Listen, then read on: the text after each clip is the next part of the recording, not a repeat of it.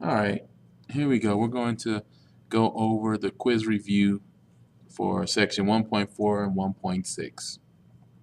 And this is how it should do. So if you've already done it, you can check your answers here. Number one, write the unit rate as a fraction, so 7 pounds per dollar. We just want to write this as a fraction with a denominator of 1. So we're going to put 7 pounds in the numerator and abbreviate pounds with the LB over $1. And dollars are written with the symbol, so we just say $1 right there. I hope you can see that clearly. Number two says complete the statement by finding the missing units.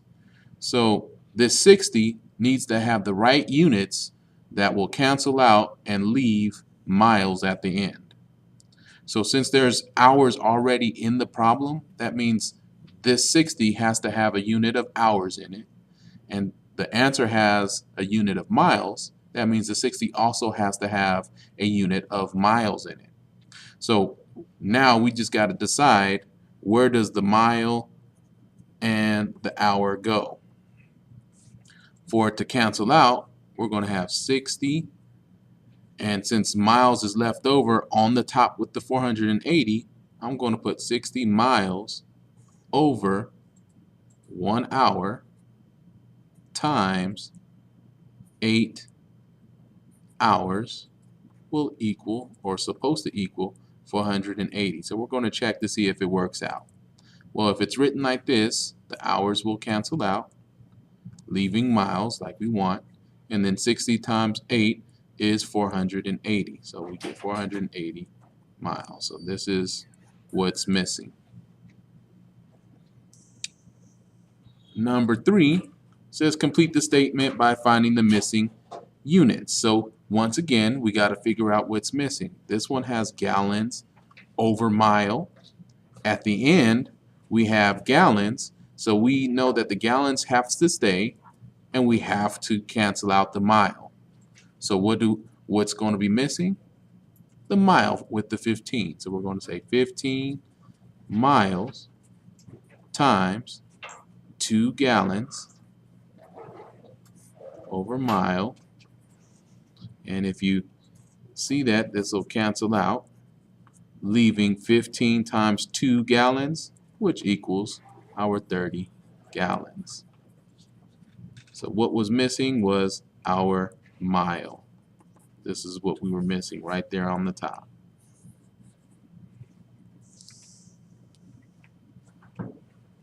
Okay, number four, evaluate the expression when x equals 3 and y equals 11.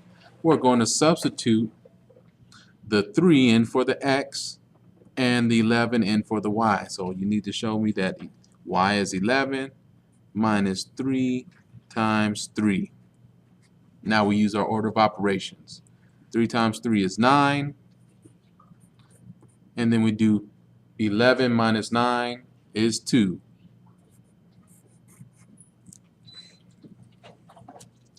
Number 5, same thing, evaluating expressions given our values.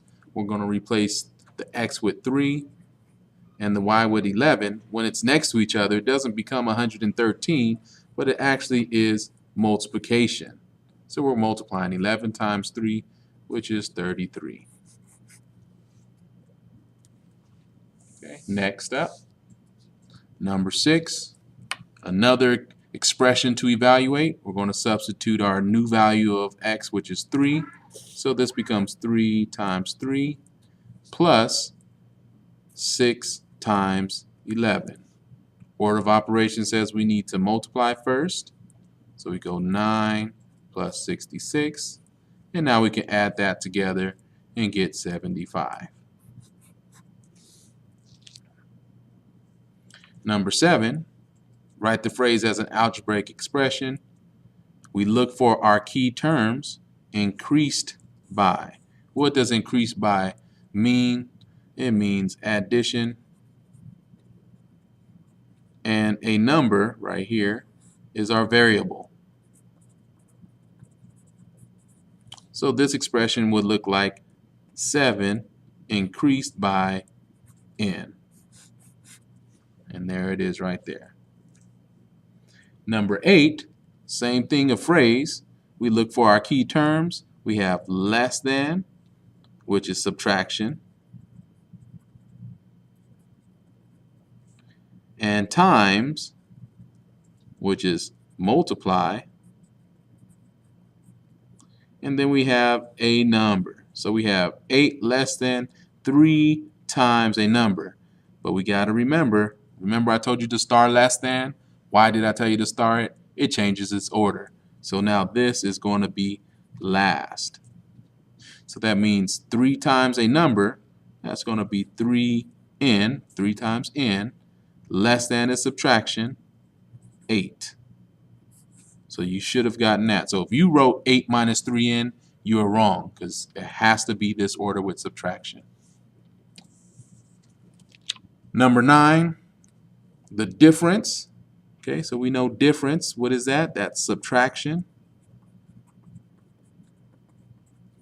A number, that's our variable again. And 8 times, which is multiply, 3. So the difference of a number and 8 times 3. So that means we're subtracting this and this. Okay, so we have the variable n, and we're subtracting 8 times 3.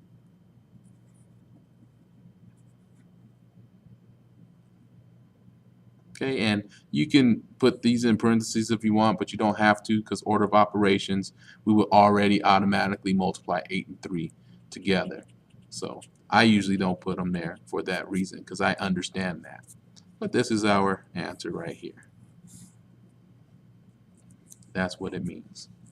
And lastly, we have Lily leaves San Diego at noon and drives at an average rate of 60 miles per hour, which I'm figuring this is going to be something important, for 2 hours. Then she drives at an average rate of 80 miles per hour for 5 hours. How far was her trip along the coast of California? Okay, so that means at first she traveled a distance, she traveled 60 miles per hour for 2 hours. Then she traveled 80 miles per hour for 5 hours. And how far was her trip? So I want to find how far all together. That is the question I want to answer, is how far was her trip of the coast of California? That's how far she went all together. So I remember that when I have a rate and a time, I can find the distance. So my strategy is I'm going to use the distance formula, and since I know that we have 2 parts of a trip and I put all together, that already tells me I'm going to have to add something together. So I'm going to add these 2 distances together. So first I got to find out what these distances are. So I'm going to say distance equals 60 times 2, which equals 120. And then for the second distance, we have 80 times 5, which equals 400. So all together, guess what I'm going to do with the 120 and the 400? That's correct. I'm going to add those together. So 120 plus 400 equals 520. 520 what? Miles.